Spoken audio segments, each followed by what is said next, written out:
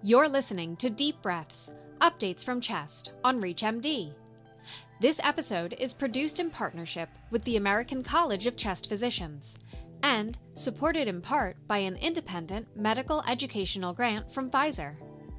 Here's your host, Matthew P. Bars, CEO of IntelliQuit and the Director of the Fire Department of the City of New York Tobacco Treatment Program and World Trade Center Medical Monitoring and Treatment Program. The addiction to tobacco can leave patients feeling frustrated and powerless, but supporting them by setting treatment goals and providing guidance and resources can help our patients successfully combat their addiction. On today's program, we'll be discussing the CHEST Tobacco Treatment Toolkit, a resource that provides practical approaches to helping our patients overcome the addiction to tobacco products. This is ReachMD. I'm Matt Bars, and joining me today are two colleagues with extensive experience in helping the tobacco-addicted patient. With us today is Dr. Laura Crotty Alexander, Associate Professor of Pulmonary Critical Care Medicine at the University of California at San Diego. Dr. Alexander, welcome to the program. Thanks for having me.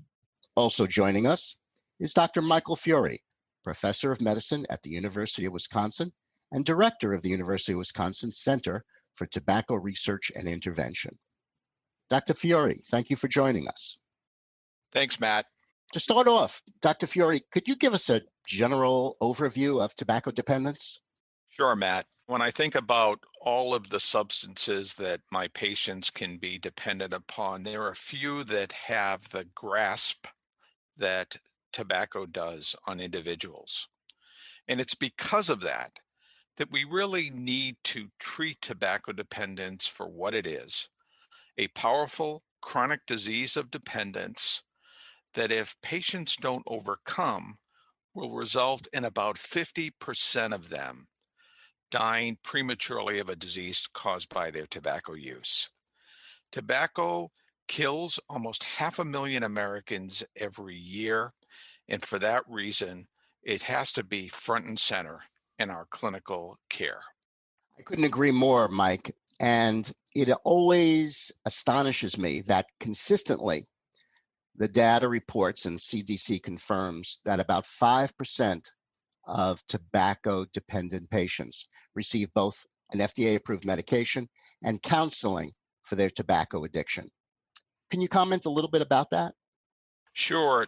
A lot of clinicians don't realize that we have an incredibly powerful evidence base to help our patients quit tobacco use. We know that counseling strategies boost success rates by themselves.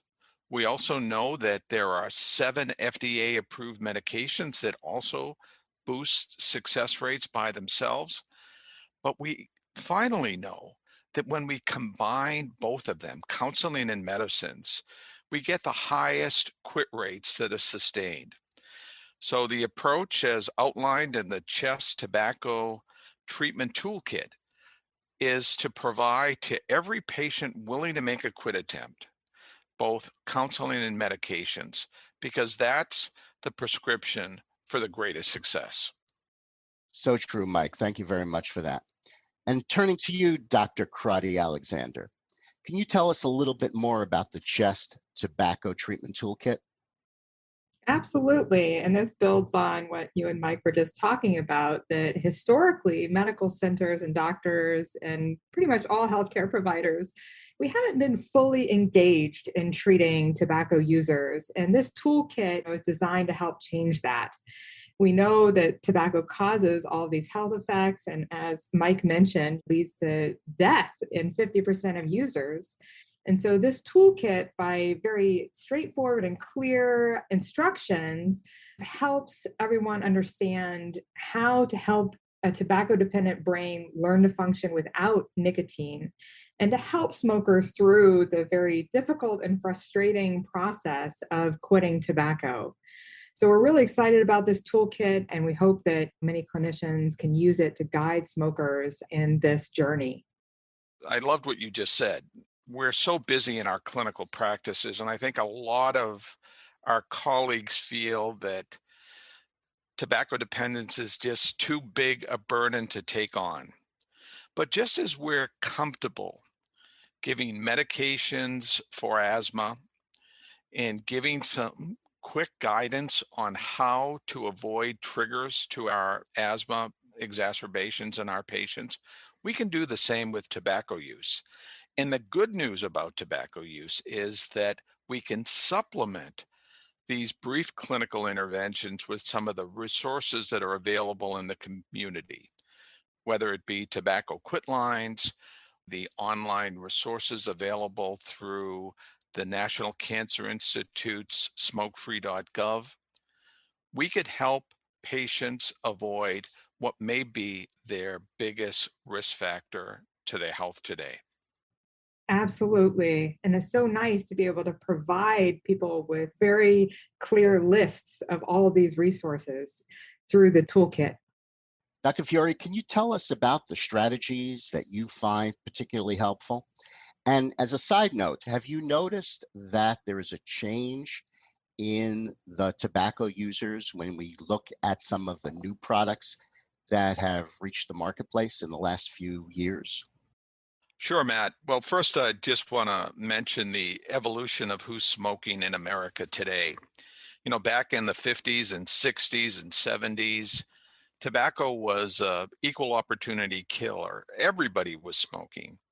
Today, what we find is that smoking is particularly concentrated among those with lower incomes, among the least educated, those with substance abuse and mental health diagnoses.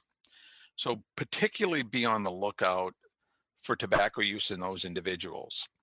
But that's not to say that it still doesn't occur across the whole spectrum of patients. And that's why we should have built-in systems in our clinics, often guided by electronic health records, to universally ask about and document tobacco use status, and then to provide brief interventions. As we mentioned earlier, these brief interventions should include counseling and medicine, but it doesn't all have to be done by us as the treating physician.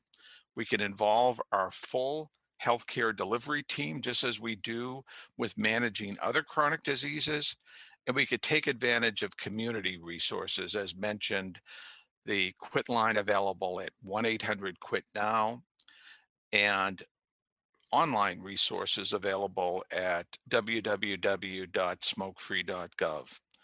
The Chest Tobacco Treatment Toolkit is a great guide to help us utilize all of these resources and do the best we can for our patients who still use tobacco. Those are great resources, Mike. I appreciate your mentioning those. And Dr. Crotty Alexander, in addition to the strategies that Mike just mentioned, what treatment strategies have you found particularly effective in your practice? I have a high rate of users of tobacco in our practice. And as mentioned, one of the key points is just identifying all of those tobacco users and advising them to quit, offering help whether they're ready to quit or not. And that actually does lead to more quit attempts and more successful cessation of tobacco, just bringing it up every single clinic visit.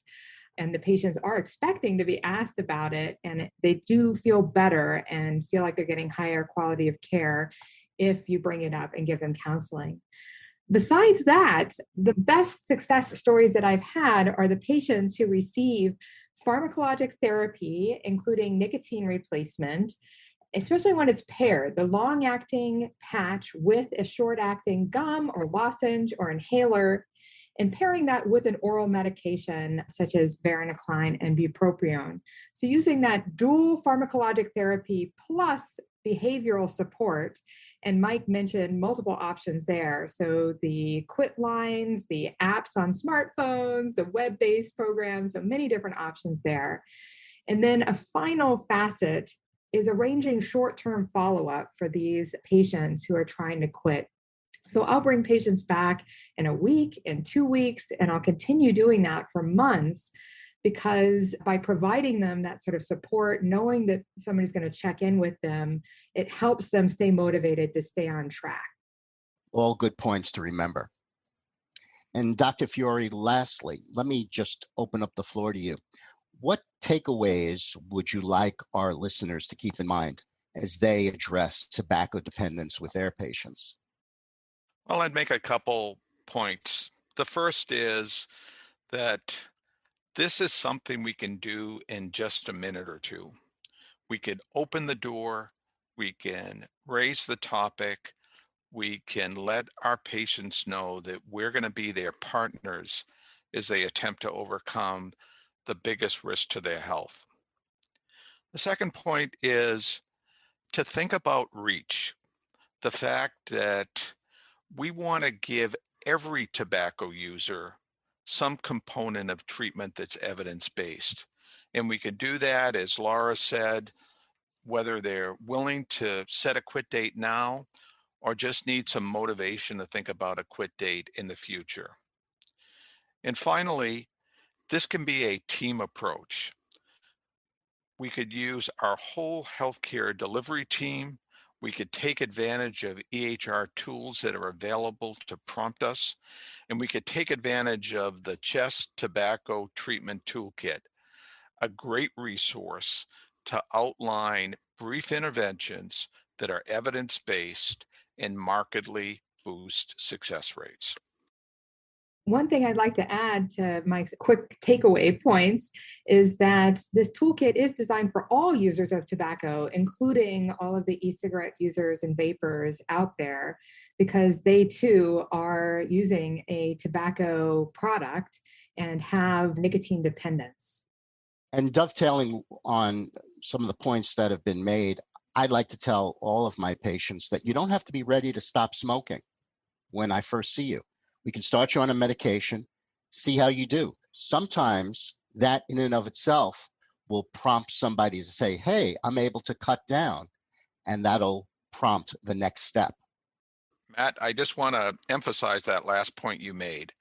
The 2008 Public Health Service guideline found that when you put people who are not yet ready to set a quit date on nicotine medicine, it boosts their long-term quit rates by 200%.